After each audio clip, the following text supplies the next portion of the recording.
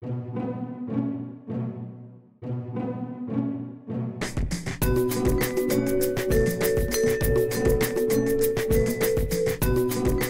just recently, one of the great Catholic philosophers in the world passed away, Rene Girard. And I think Girard will be appreciated as a kind of church father in the centuries that come. He was a Frenchman born in Avignon, member of the Académie Française, you know, the most prestigious academic society probably in the world. But he made his reputation here in America at the University of Indiana. He ended up at Stanford University, also taught, I think, at Johns Hopkins. There are some academics that will beguile you with some interesting ideas, other academics who will shake your world. And I think Girard belongs in that second camp. One of these thinkers that had an idea that was really revolutionary. His research began in the literary field, people like Shakespeare and Dostoevsky and Proust especially. And he found in these writers a dynamic of human desire. What he found was that desire is often triangular and mimetic. A fancy way of saying something really quite simple, that we rarely desire things in a straightforward way. That's good, I want it because some of its properties.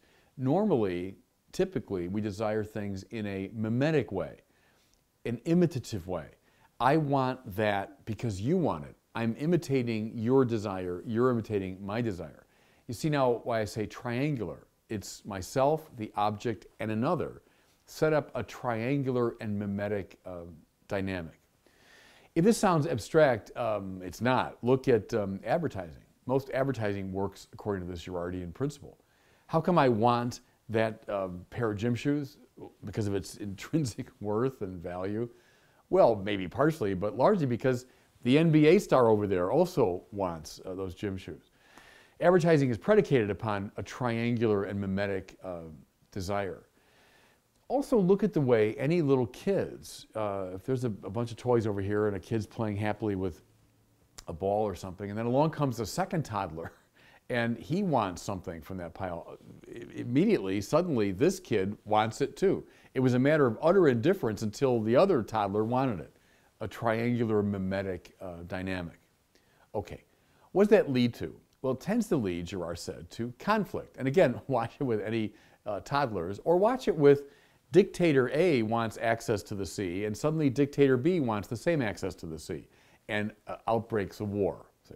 So from mimetic triangular desire tends to come conflict.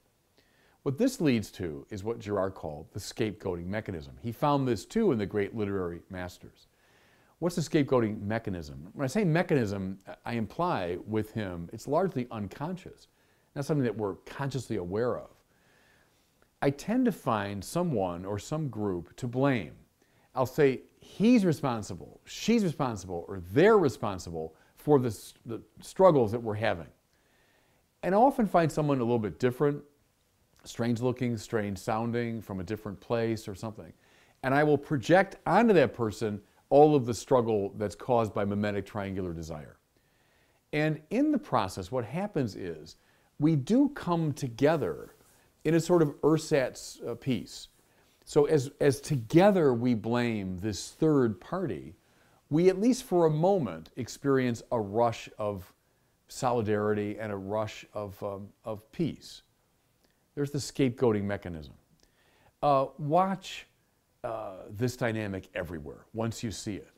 I remember when I was going through grad school, I heard this phrase for the first time, that the only thing that two academics can agree on is how poor the work of a third academic is. So academics, of course, famously disagree, but they'll come together by saying, isn't his work terrible?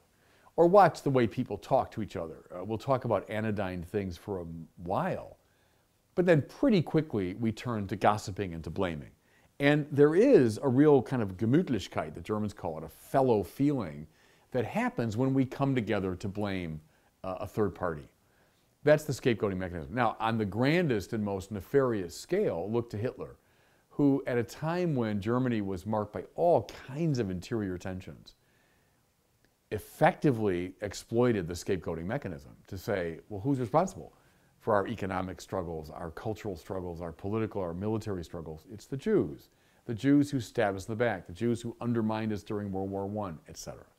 And so what did he do is he created an extraordinary fellow feeling among his fellow Germans by exploiting precisely the scapegoating mechanism. Now, one more step.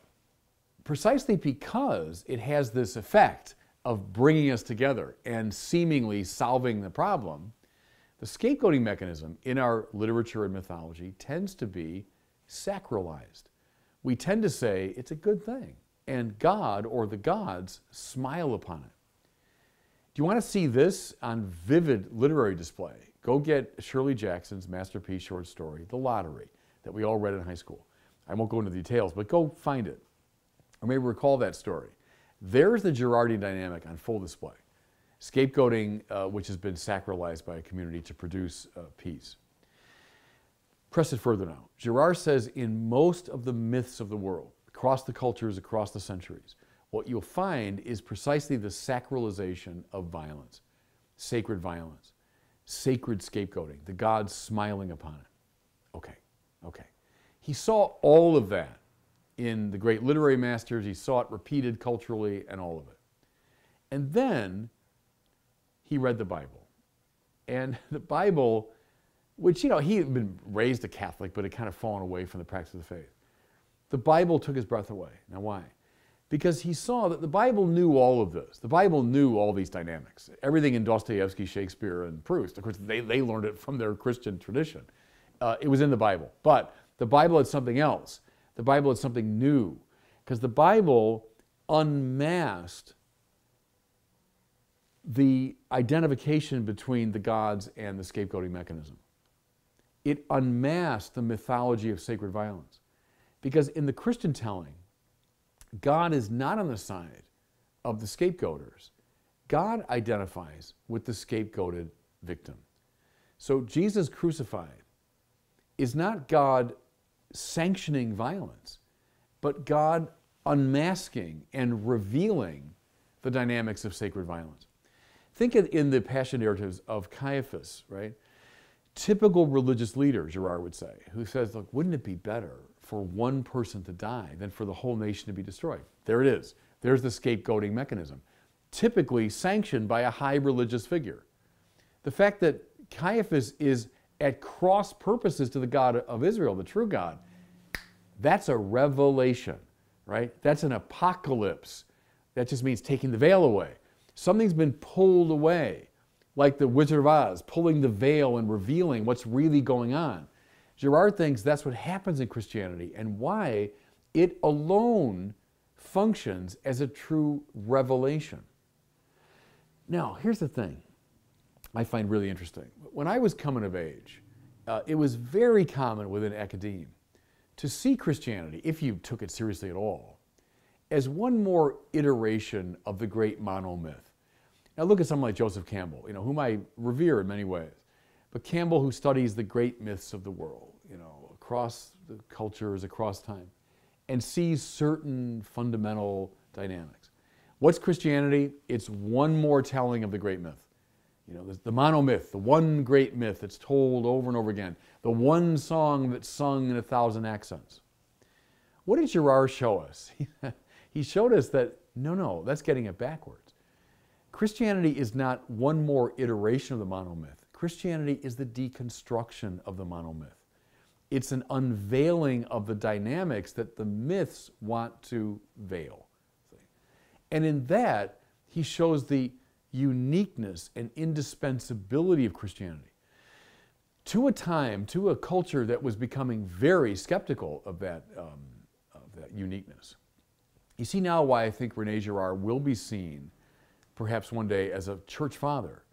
Because at a time when a lot of academics wanted to defang and domesticate Christianity, he reclaimed it as something uniquely revelatory.